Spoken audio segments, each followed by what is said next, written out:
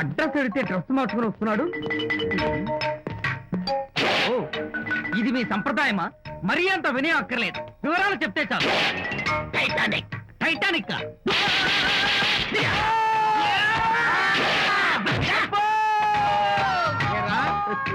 మా అమ్మాయి గారికి సంబంధించిన విషయాలు నీకు చెప్పాలరా? మా అమ్మాయి గారి పేరు శాంతి అన్న విషయం నీకు చెప్పాలరా? నేను చచ్చినా చెప్పను.